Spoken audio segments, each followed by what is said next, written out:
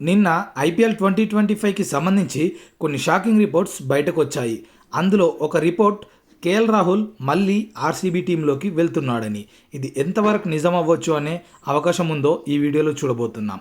Last year LSG owner KL రాహుల్పై live నడుస్తుండగా కొంచెం కూడా ఇది లేకుండా స్టేడియం అంతా తన వైపే చూస్తుండగా అది లైవ్ టెలికాస్ట్ క్లియర్గా టీవీలో చూపిస్తున్నారని తెలిసి కూడా కేఎల్ రాహుల్ కెప్టెన్సీపై ఇష్టం వచ్చినట్టు మాట్లాడాడు. అది ప్రతి ఒక్కరు చూశారు కూడా.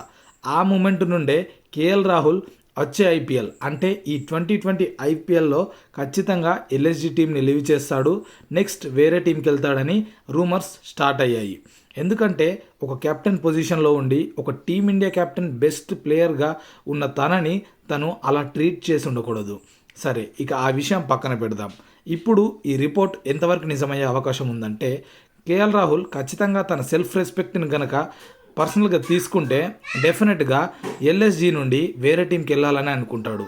ఎందుకంటే ఎల్ఎస్జీ ఓనర్ అంత వరస్ట్గా బిహేవ్ చేశాడు కాబట్టి. ఒకవేళ ఈ డిసిషన్ రాహుల్ కనుక తీసుకుంటే నెక్స్ట్ ఆర్సీబీలోకి లేదా పంజాబ్ టీంలోకి రాహుల్ వెళ్ళే అవకాశాలు చాలా ఉన్నాయి. నా అంచనా ప్రకారం ఆర్సీబీ మళ్ళీ రాహుల్ని తీసుకునే అవకాశాలు కూడా ఉన్నాయి. ఎందుకంటే ఆర్సీబీకి తను ముందుగానే ఆడి ఉన్నాడు. అలాగే ఆర్సీబీ కర్ణాటక టీం కాబట్టి కర్ణాటక తన హోమ్ టీం కాబట్టి ఈ రెండు రీజన్స్ కూడా చాలా గట్టిగా ఈ రూమర్స్ని బలం చేస్తున్నాయి. ఇక కేఎల్ రాహుల్ ఆర్సీబీ టీంలోకి వెళ్తాడా, లేక ఎల్ఎస్జీతోనే రిటర్న్ చేసుకుంటారా, లేక పంజాబ్ వాళ్ళు కన్నేసే ఛాన్స్ ఉందా అనేది ఒకసారి కామెంట్ చేయండి.